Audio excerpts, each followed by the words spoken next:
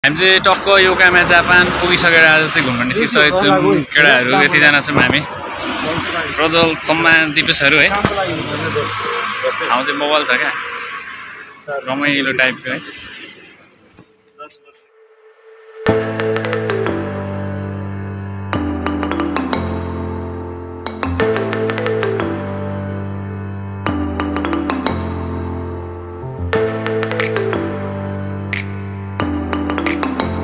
हाम्रो बाटोमा यस्तो दोकान जस्तो राखेको हुन्छ होइन, के भन्छ यसलाई, पसल मिसे भन्दो रहेछ है।